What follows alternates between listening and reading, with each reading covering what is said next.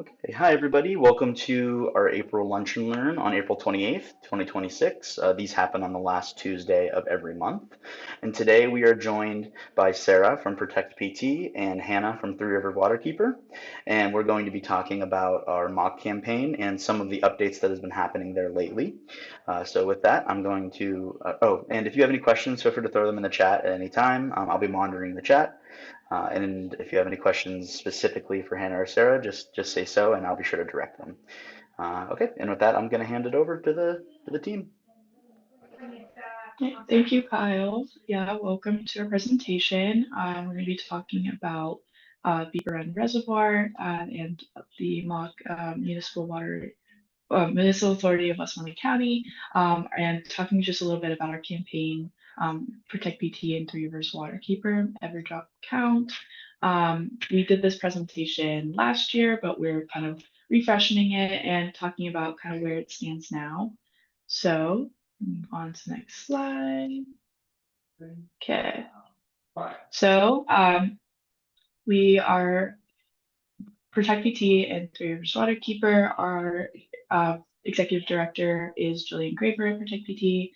I'm Sarah, I'm our community organizer. And then we have Jim Ciarlano who helps out. He is a community advocate. Lauren Posey is our environmental policy advocate. And then Hannah, who's joining us today, is working for Three Rivers Waterkeeper as an environmental steward. Okay, so the agenda for today. First, we're going to talk about the impacts of droughts, then move forward into water conservation orders, and then I'll cover the mock water sales and strategies for water management. So I'm going to pass this over to Hannah for the impacts of droughts. Hi, everyone. My name's Hannah Homan. I'm with Three Rivers Waterkeeper. I'm an environmental steward with them. Quick little background on Three Rivers Waterkeeper as we are a watchdog organization and we work to hold polluters accountable and we work to protect the Three Rivers and their respective watersheds. And one of the big things we like to think about too is water conservation and protection of our natural resources. And so this project has been a very near and dear thing to our heart, and we've really enjoyed getting to work with Protect PT on this campaign. But I'm going to provide some background on drought and what this issue is. And first, our slide in front of us is the map of Beaver Run Reservoir and the Municipal Authority of Westmoreland County's service area. And so you can see on the map that says Murraysville Community Park, that's Beaver Run Reservoir, and that's the area we've been looking at with water withdrawals. You can also see the municipal MAWC service area. The Beaver Run Reservoir services the blue area of that map. And just a little fun fact, the Beaver Run Reservoir is about 1,300 acres, and it lies within a 43 square mile drainage area, and it serves approximately 130,000 people throughout northern Westmoreland County and small portions of Armstrong and Indiana counties. Next slide. So, why are we here today? What is drought? What is a weather drought? Drought is a deficiency in precipitation over an extended period of time, usually a season or more. It results in a water shortage, causing adverse impacts on vegetation, animals, and/or people. And how does drought impact reservoirs? When there's not enough precipitation in a watershed area to fill collection points like the Beaver Run Reservoir, those water levels in that area can deplete to extremely low levels. And so we started this campaign in 2023, and there was a lot of rumblings we were hearing from community members about the levels of Beaver Run Reservoir. And when all of this drought in 2023 was happening, Westmoreland County was not currently in a drought at the time of the conservation order. And that was due to the fact that the portion of the data used to gauge needing to have a water conservation order came from rain gauges, groundwater, and surface water measurements outside of the 22,000 acres in the Beaver Run watershed, which are upstream of the Beaver Run Dam. And so the need for rain and rainfall and all of that upstream of the reservoir to feed those 7 streams was needed. And so even though that drought wasn't in Westmoreland County, it still felt the impacts of drought. And so when we think about drought impacts, drought's consequences are far-reaching. They impact water quality, public health, the economy, natural environment, public infrastructure, And something about drought is that it's a lot more gradual. It emerges slowly. And so that damage and that harm that is felt across the board with ecosystems, people, economy, it's felt slower. And so people that live in urban areas may not even be aware that they're living in a drought impacted area. And so droughts, they don't typically damage a person's private property in the way a tornado or a hurricane would. And so it can reduce public concern about responding to drought because it's kind of that slow burn. And that's why we're trying to take a proactive approach on encouraging best management practices and really being forward thinking on this instead of having to be reactive to when we see extremely low levels. And so when we think about the depletion of water supplies, there's challenges that exist in predicting declines in water supplies. So there's the increasing occurrence and severity of drought. There's land cover and land use changes that we see. And we're also seeing increased water demand. And so water systems that are experiencing withdrawals without recharge are at even greater risks of supply decline. And all of that to say, precipitation, rainfall cannot meet the increasing demands of oil and gas. And so when we're thinking about water use with fracking companies specifically, that's classified as consumptive use. And so that water, when it's taken, it does not return to the system. It's not the same process of it being taken and discharged right back. There's not that recharge. And what we've seen, and you can see on this graph, is that fracking and water use in Pennsylvania has continuously increased. So from 2008 to 2019, it went from using 2 to 7 million gallons of water per well in 2008 to 14 to 39 million gallons of water per well in 2019. And this data is coming from Frac Tracker and Frac Focus using the source. And so that's in 2019. And we're seeing this continual increase. And so there's the big question of what's going to happen next. And so that's about drought. And now we're going to head into water conservation orders, specifically around what we've been seeing in this specific area that we're looking at. And so when there's a drought declaration, you can see here there's a map that's actually available. If you type in PA drought map, this will pop up and it's continuously updated. And so the Pennsylvania Department of Environmental Protection, PADEP, determines drought declarations for counties. And those levels include drought watch, drought warning, and drought emergency. And all of these things are based on indicators including stream flow, groundwater level, precipitation, soil moisture. And then the DEP also factors in information received from public water suppliers. And you can see on this map over here, there's different color coding for whether it's in normal status, not in drought, if it's in drought watch, if it's in drought warning. And you can see on this one, there's only Berks was the only one in drought warning and no drought emergency in April 2025. But we can go to the next slide. And so all water suppliers are required to develop and maintain a valid drought contingency plan with the Commonwealth that outlines watch, warning, and emergency stages. And so specifically at the Beaver Run Reservoir, Municipal Authority of Westmoreland County has set voluntary conservation measures that kick in when the water levels reach the trigger point of 1,034 feet above sea level. And then mandatory conservation measures are triggered at 1,033 feet above sea level. Pass it off to Sarah. Okay, thank you, Hannah. So I'm going to be talking a little bit about MAWC water sales and some of the things that we found between 2023 and 2024. Okay, so this figure is kind of a way to gauge kind of like how the gas industry has used the water, and this is based from records in 2023. So 328,728,378 gallons. That's how much is out of the two reservoirs. And that is consumed by three different companies. That's Olympus, CNX Apex, and you can see there just how much they are consuming from the water reservoir. And just putting that figure into even more perspective, that's as much as all houses in Vandergrift. So it's a lot of water that's being consumed. And then also there's been some public stories that have gone out in the press about some illegal withdrawals that have happened in 2023. where DEP, Department of Environmental Protection, issued violation to CNX Gas Company for unauthorized water withdrawals for 17 days from Beaver Run Reservoir in Westmoreland County.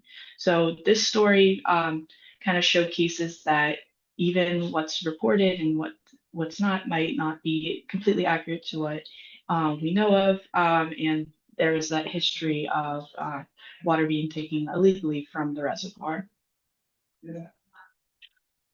And then just going a little bit further, so this is showing water taken by oil and gas industry in 2024, and you can see the map there. This is showing kind of like where the reservoirs are, and so 543,249 gallons is the figure of how much that is total. And then between that, 83% comes from Beaver Run Reservoir, 16% from Indian Creek, and 1% is from a mixing zone. So that is consumed by 4 different companies. So that is Olympus, CNX, Apex, and Range. And this shows that it's 173,185,129 gallons less than 2023.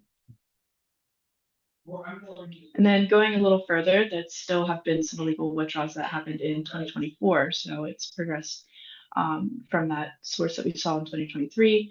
And this talks more about how this is whenever they agreed to pay $8.57 for every 1,000 gallons water that's used.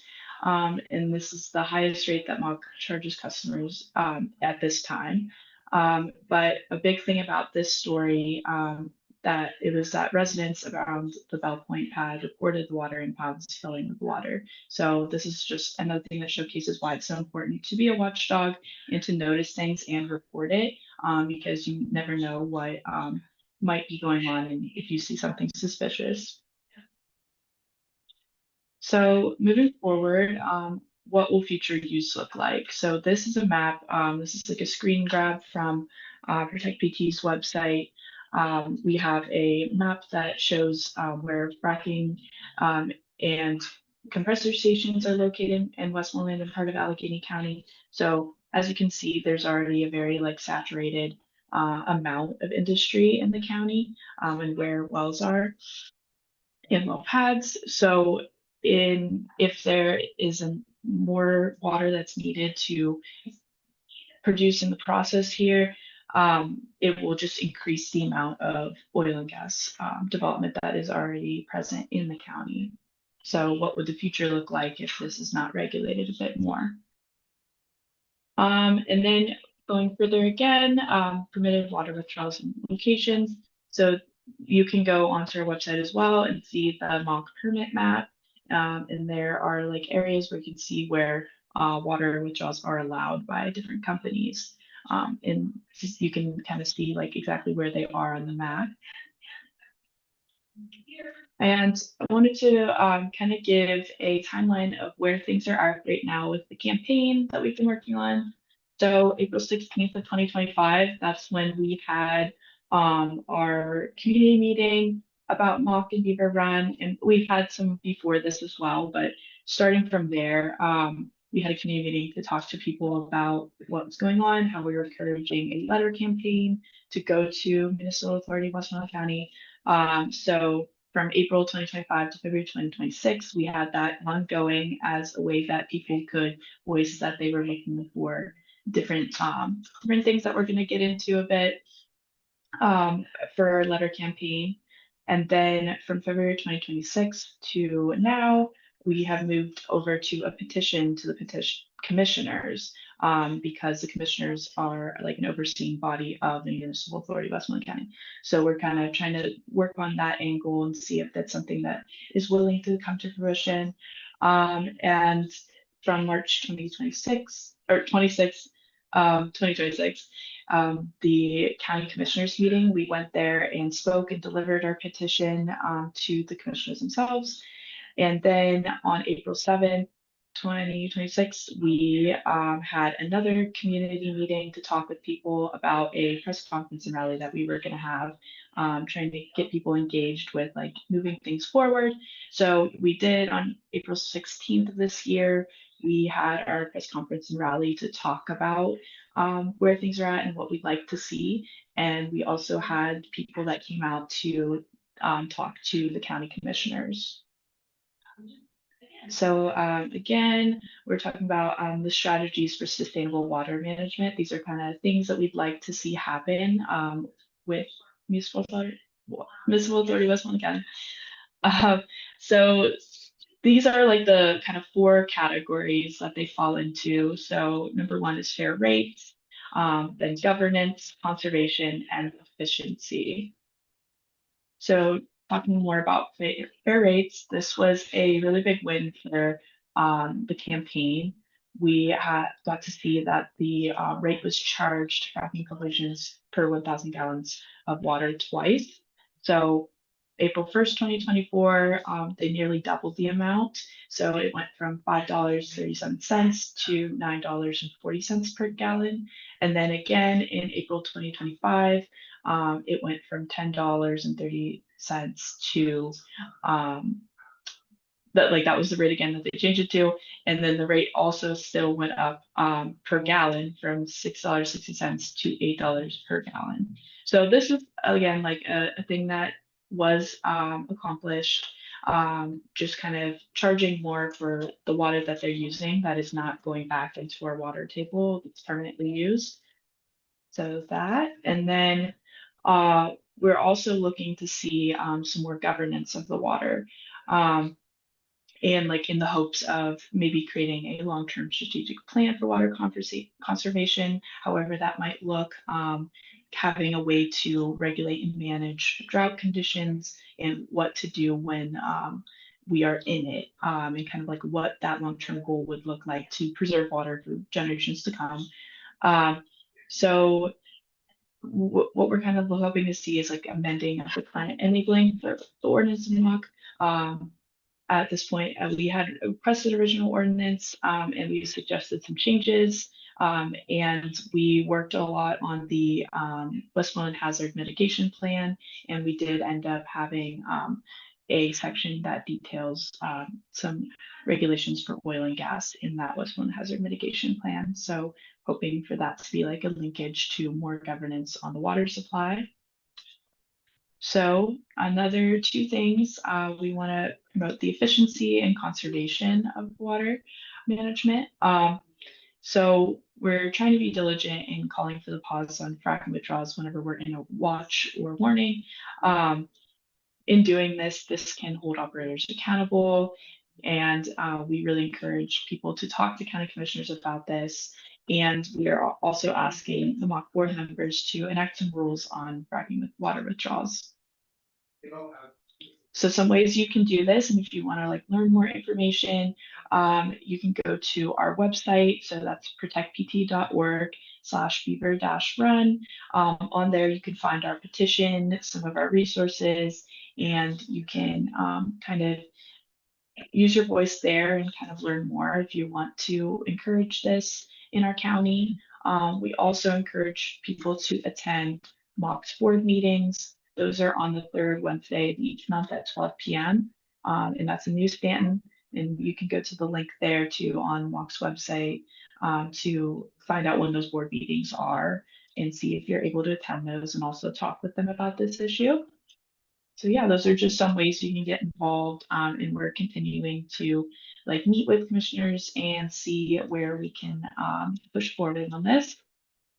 So thank you guys. If there's any questions, Hannah and I'd be happy to answer those, but you can see our contacts here if you have questions after, or if you want to engage more on this, we'd be happy to listen.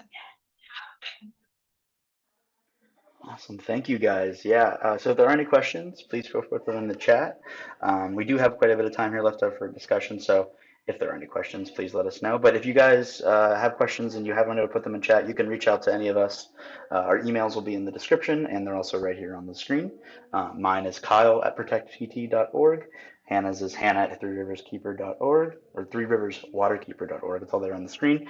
Um, Oh, easy access for 70. That is a great question. So you can go to protectpt.org. That is a great spot to go for all of our information. You can also call us if you want to just chat on the phone and volunteer here or ask us a specific question. Our phone number is 724-392-7023. We'd be happy to talk with you. Thank you for joining us. Yeah.